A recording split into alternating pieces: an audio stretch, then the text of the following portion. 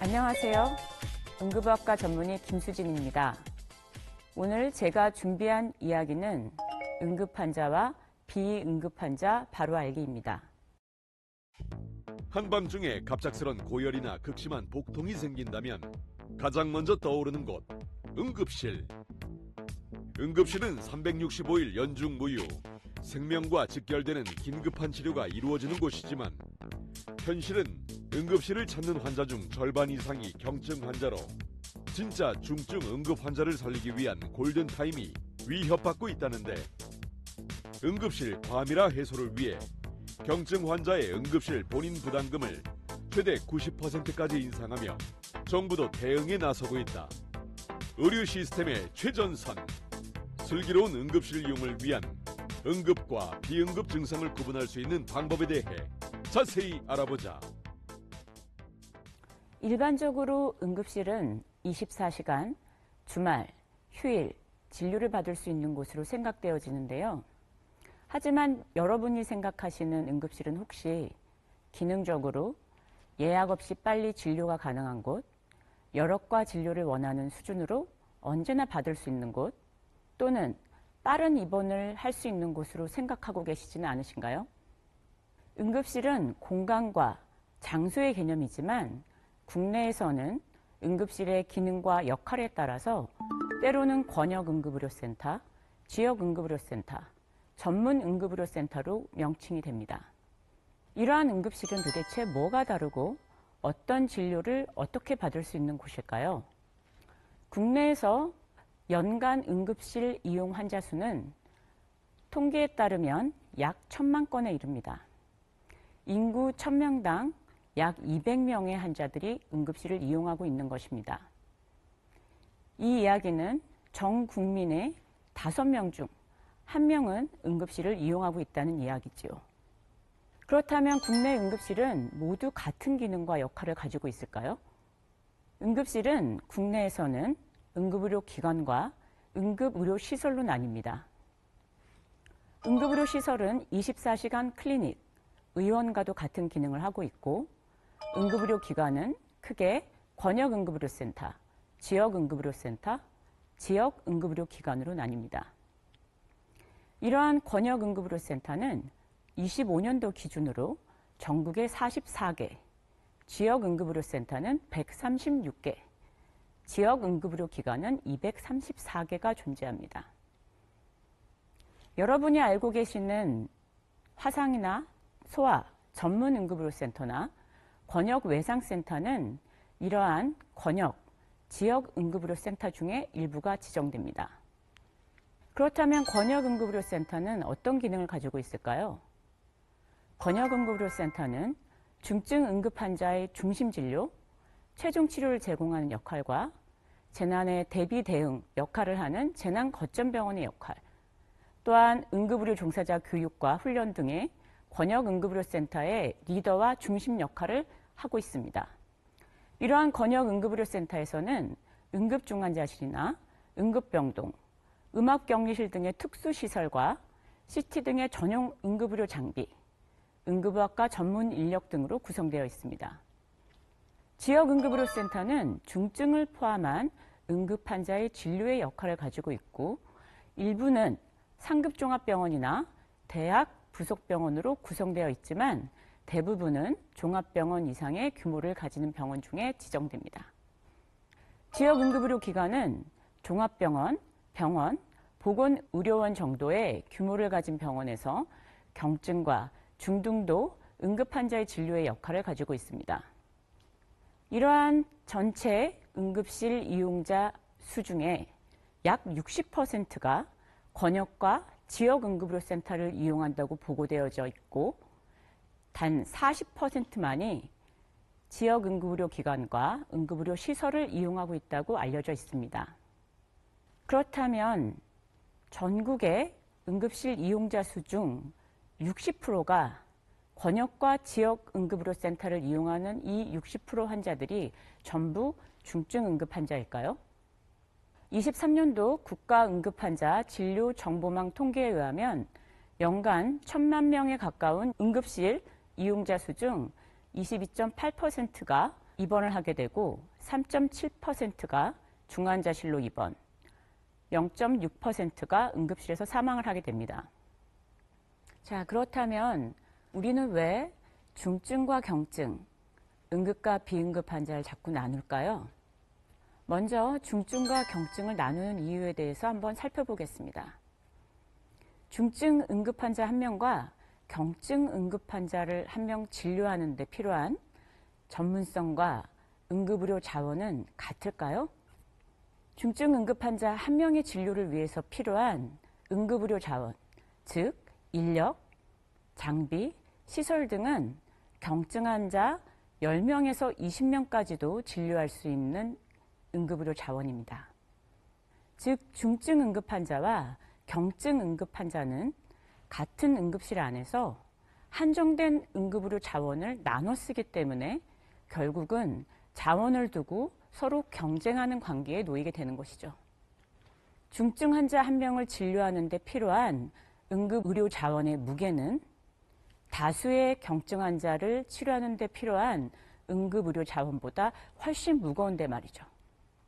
즉, 응급실 이용자 수 중 중증, 긴급 환자의 수는 상대적으로 적지만 진료가 필요한 권역 지역 응급의료센터에서 이러한 환자들을 치료할 수 있는 인적, 물적 자원은 상대적으로 굉장히 많이 필요로 하게 됩니다.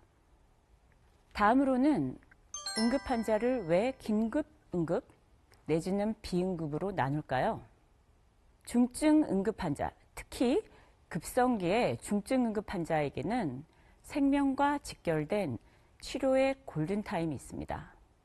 예를 들어 급성 뇌졸중 환자에 있어서는 4.5시간에서 9시간 내에 혈전 용해제 투여가 필요하고 급성 심근경색 환자에 있어서는 2시간에서 12시간 내에 재관류요법이 필요합니다. 적절한 골든타임 안에 치료의 제공은 환자에게 있어서 질환의 합병증을 줄이고 좋은 예후를 가져다 줄 수 있습니다. 즉, 중증 긴급 응급 환자의 진료는 응급의료 자원과 진료 시간에 있어서 최우선순위를 가지게 됩니다. 이에 중증 응급 환자와 경증 비응급 환자를 분류하는 것은 중증 응급 환자가 골든타임 내에 최선의 치료를 받을 수 있게 하는 첫걸음이 되는 것입니다. 다음으로는 응급실 과밀화에 대해서 알아보겠습니다. 여러분들은 응급실에서 과밀화, 환자 수의 증가 이런 부분들을 얘기를 많이 들어보셨을 겁니다. 그렇다면 응급실 과밀화란 무엇이고 어떤 문제를 야기할까요? 응급실 과밀화란 환자 수의 폭발적인 증가, 그에 대한 응급의료 자원의 수요의 증가, 그로 인해서 응급실에서 사용할 수 있는 응급의료 자원이 부족한 현상을 말합니다. 이러한 부분의 가장 큰 이유는 경증 환자, 비응급 환자 수의 증가, 입원 병상이나 의료진 부족으로 인한 응급실 체류 시간의 증가 등이 큰 원인으로 꼽힙니다. 앞서 말씀드린 것처럼 중증 응급 환자와 경증 응급 환자 사이에는 응급의료 자원을 두고 서로 경쟁하게 됩니다. 결국 이러한 응급실 과밀화는 응급 환자, 특히 중증 응급 환자의 진단과 치료를 지연시키고 환자 안전과 치료 결과를 악화시킬 수 있으며 환자의 대기 시간이나 불편함을 증가하게 되는 악영향을 줄 수 있습니다. 이러한 응급실 과밀화를 막기 위해서는 두 가지를 좀 지켜야 될 것 같습니다. 첫 번째는 단순한 입원을 위해서 예약 없는 빠른 진료를 원해서 가까워서 등의 이유로 불필요한 응급실 이용은 자제하시는 것이 좋겠습니다. 두 번째는 경증이나 비응급 환자분들은 가능한 평일에 외래나 병의원으로 지역 응급의료기관이나 응급의료 시설로 내원하시는 것이 과밀화를 막는 데 큰 도움이 됩니다.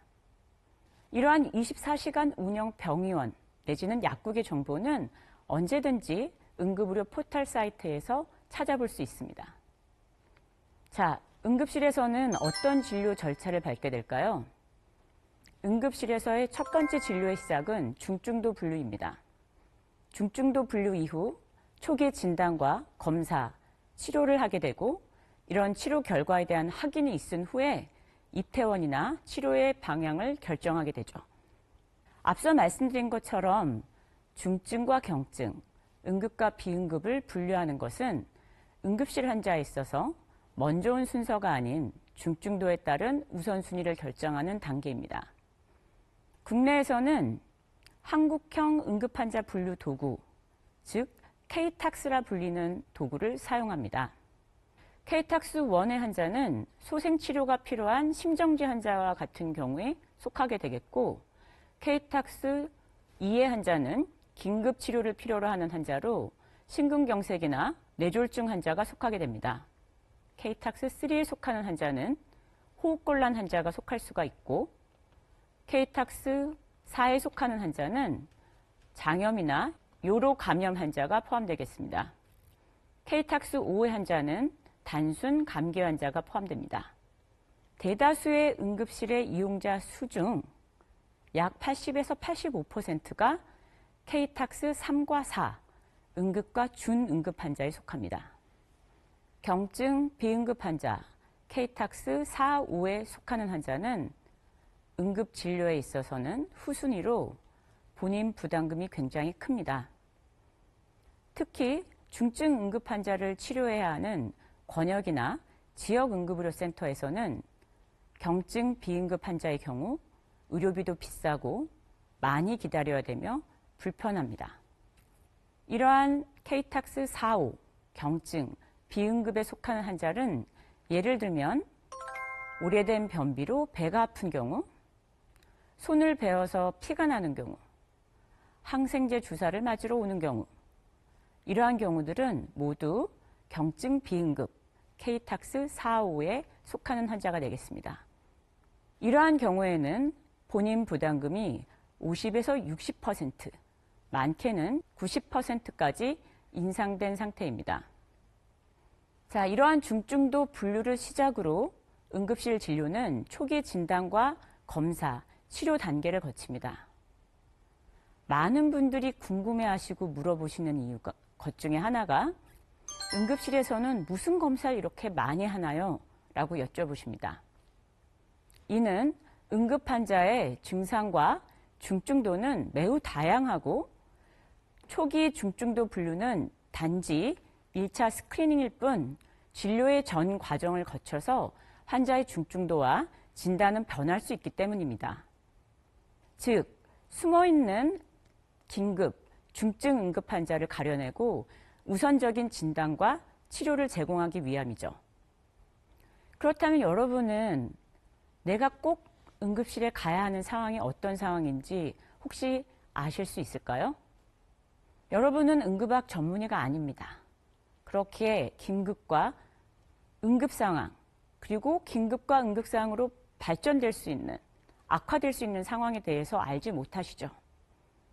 그래서 제가 반드시 응급실을 가야 하는 상황에 대해서 몇 가지 알려드리겠습니다. 제일 중요한 것은 우리가 생각하는 주요 장기, 뇌, 심장, 폐에 관련된 증상이거나 질환이거나 손상을 입었을 경우입니다. 흔히 우리는 그것을 4대 중증이라고 얘기하죠. 4대 중증을 의심할 만한 상황. 이것은 심정지, 심근경색, 뇌졸중, 중증 외상의 환자에 해당합니다. 그럼 이러한 중증 환자들은 어떤 증상을 가지고 있을까요? 몇 가지 예를 들어 설명드리겠습니다. 첫 번째는 심한 가슴 통증과 가슴 답답함입니다. 두 번째, 심한 가슴 통증과 더불어 등 통증입니다. 급작스런 꼬꾸라질 정도의 찢어지는 등 통증, 가슴 통증, 결림 증상을 호소하시는 환자들 중에 드물지만 대동맥 박리증과 같은 위험한 질환이 도사리고 있을 수도 있습니다. 세 번째는 두근거리는 증상과 어지럼증, 답답함 등의 증상을 동반하는 경우입니다. 이런 경우에는 악성 부정맥일 가능성이 있습니다. 네 번째는 경련 환자입니다. 경련은 뇌졸중이나 뇌병증일 수도 있지만 심정지의 초기 증상일 수도 있습니다. 5번째는 갑작스런 의식소실이나 의식혼미 내지는 극심한 두통을 느꼈을 경우입니다. 운동 중에 느낀 극심한 통증, 두통을 가지고 내원한 환자 중에는 지주막하 뇌출혈이나 뇌혈관 박리증인 경우도 있습니다. 6번째는 어지럼증, 발음장애, 감각소실, 마비 증상이 있는 경우입니다. 감각소실이나 마비 증상인 경우에는 응급실에 오시는데요. 간과하고 있는 것 중에 하나가 어지럼증이나 간단한 발음장애입니다. 7번째는 호흡곤란입니다. 호흡곤란 중에 특히나 견과류나 진통제를 먹고 발진이나 목이 조이는 느낌, 호흡곤란 내지는 얼굴이 붓는다는 증상으로 응급실에 내원하시는 분들이 있습니다. 이런 분들은 천식 발작이나 아나필락시스, 알러지성 쇼크일 가능성이 있으므로 꼭 응급실로 내원하셔야 합니다. 8번째는 다발성 외상 환자입니다. 특히나 이런 환자들 중에 의식이 혼미하거나 심각한 출혈을 보이는 경우에는 중증 외상이지요. 마지막으로는 복합 기저질환, 즉 고혈압, 당뇨, 신질환, 심장질환 등을 가지고 계신 분들이나 복합 증상, 복합 손상 기전을 갖고 계시는 분들은 더 중증일 가능성이 높습니다. 특히 노인 환자의 경우에는 형형 감각을 유지하는 것들에 힘이 드시기 때문에 외상을 입을 가능성이 많고 통증을 잘 못 느끼시기 때문에 응급실을 오지 않으신 경우가 많습니다. 노인 환자분들은 특히나 한 번 더 다치거나 증상을 호소하실 때는 주의해서 한 번 더 살펴봐 주십시오. 좀 더 쉬운 질문입니다. 응급실보다 우선 외래나 병원으로 내원하실 수 있는 경증 비응급 환자는 어떤 환자가 있을까요? 첫 번째는 경한 증상입니다. 미열, 콧물 감기, 집에서 치료하실 수 있죠. 소화불량, 설사, 단순 두드러기, 모기나 벌레 물림, 단순 염좌나 자상, 즉 손가락을 삐었어요. 내지는 넘어져서 무릎에 멍이 들은 경우 응급실 안 오셔도 될 것 같습니다. 자, 두 번째로 기저질환이 없는 만성 증상, 반복되는 단일 증상으로 내원하시는 경우입니다. 수개월 전부터 목에 뭐가 만져져요. 피부에 뭐가 나요. 만성적으로 허리가 아파요. 이런 분들은 추적병원에서 진료를 받으시고 계획성을 가진 통증 조절을 시행하시면 되겠습니다. 세 번째로는 대형 병원에 빠른 진료를 원해서 응급실을 내원하시는 경우입니다. 의원에서 처방받은 약이 잘 듣지 않는 것 같아요. 당일 원하는 과에 외래가 없어요. 열이 나는데 영양주사를 맞고 싶어요. 이런 경우에는 외래를 통하거나 병의원을 통해서 평일에 진료를 받으셔도 되겠습니다. 다음으로는 제가 응급학 전문의로서 응급실을 내원하시는 환자분들께 꼭 부탁드리고 싶은 몇 가지가 있습니다. 첫 번째는 요즘에 해외여행이나 야외 활동 많이 하시죠? 이러한 해외여행이나 야외 활동 이후에 발생된 발열이나 발진, 감기 증상, 설사 등이 있으시면 꼭 응급실 진료의 첫 번째 단계인 중증도 분류 시에 여행력을 꼭 알려주십시오. 응급실에는 면역이 약한 중증 환자들이 많이 있고 이 환자들이 중환자실과 병동을 통해 입원하게 되는 입구가 됩니다. 제가 최근에 겪었던 케이스 중에 하나는 외국에서 3개월 이상 장기 체류하시던 분이었는데 발열과 발진이 이미 일주일 전부터 있었습니다. 환자가 발열이 심해지니까 국내에서 치료를 받기 위해서 항공기를 탑승하셨고 입국을 한 후에 응급실을 찾았습니다. 그 환자의 진단명이 뭐였는지 아세요? 홍역이었습니다. 공기 전파가 가능한 전염병입니다. 잊지 말고 여행력 꼭 말씀 주세요. 두 번째 부탁드리고 싶은 것은 응급의료진과 지원 인력에 대해 절대로 폭언이나 폭행은 하지 말아 주십시오. 응급의료진에 대한 폭언과 폭행은 범죄 행위입니다. 특히 주치자나 약물 오남용 환자의 경우에 폭언이나 폭행을 일삼는 일이 자주 들리고 보여집니다. 이는 엄격한 범죄 행위이고 응급의료진뿐만 아니라 주위에 있는 중증 환자의 치료를 방해하는 범죄 행위입니다. 폭언과 폭력은 절대 허용되지 않습니다. 세 번째는 다른 병원에 입원해 있는데 병원을 옮기고 싶어 하시는 환자분들입니다. 이러한 경우는 앞서도 말씀드렸지만 이미 입원을 하고 계시기 때문에 입원과의 의료진들과 상의를 하시고 전원 문의와 병상을 확인하신 후에 병원 간 전원 절차, 진료협력센터 등을 이용하여서 전원을 하십시오. 네 번째로는 응급실은 건강검진센터가 아닙니다. 원하시는 모든 과의 진료를 선택하고 골라서 진료를 받으실 수는 없습니다. 또한 때로는 응급실의 진료가 끝났더라도 이는 정확한 진단이 아닐 수 있고 지속적으로 치료를 외래나 입원을 통해서 진행하셔야 되는 경우가 많이 있습니다. 필요에 따라서 외래에 오셔서 추가 검사를 받고 치료 계획을 세우셔야 치료가 종료될 수 있습니다. 마지막으로는 경증 비응급 환자에 있어서는 중증 응급 환자에게 양보하고 기다려 주시길 바랍니다.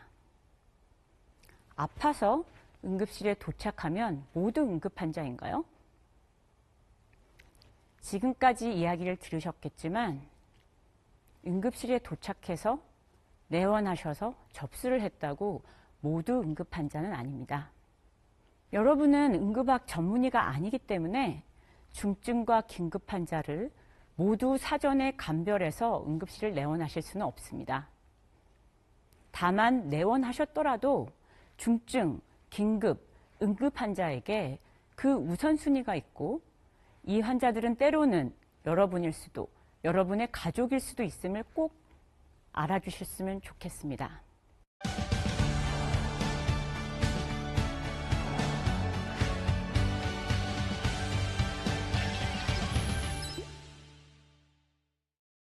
시청자들께서 응급실 진료와 관련해 저에게 다양한 질문을 보내주셨는데요. 함께 확인해 볼까요? 40대 중반 여성입니다. 분발성 두통을 앓고 있는데 심한 경우에는 충혈이 심하고 동공이 작아지기까지 합니다. 이런 경우라면 응급실을 이용해도 될까요?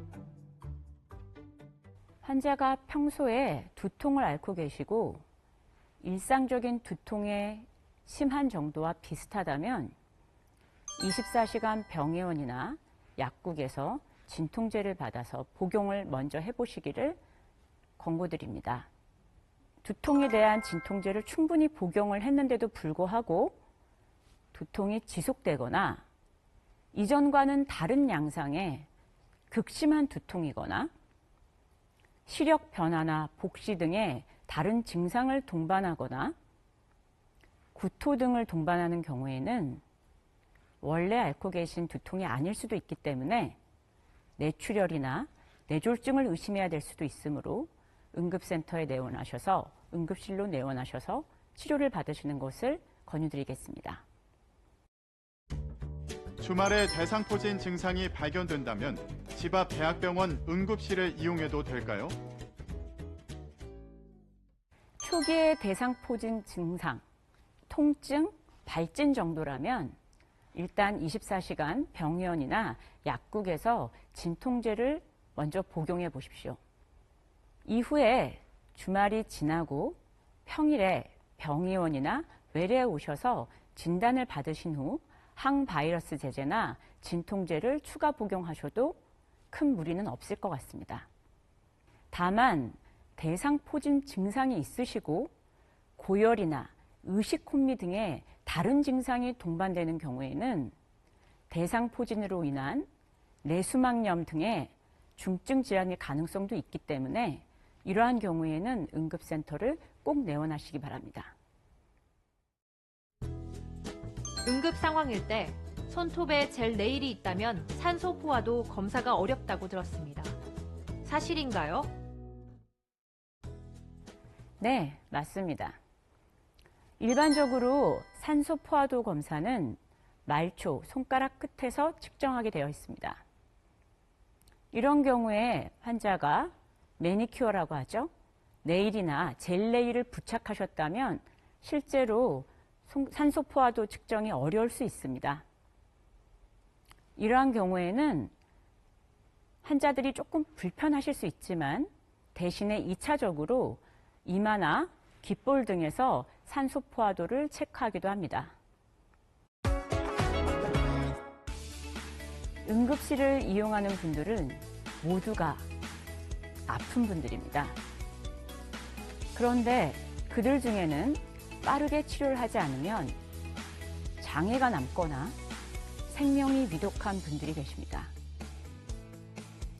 만약 내가 응급실에 갔는데 나보다 더 늦게 온 환자에게 응급의료진들이 달려갔다면 그 환자가 분명 본인보다는 더 위급한 환자일 겁니다. 응급실의 진료 순서는 먼저 내원한 환자부터가 아닌 위급 환자부터라는 점을 꼭 기억해 주시면 감사하겠습니다. 오늘 저희의 이야기가 여러분들이 건강하고 행복한 삶을 살아가는데 도움이 되었기를 바랍니다. 감사합니다.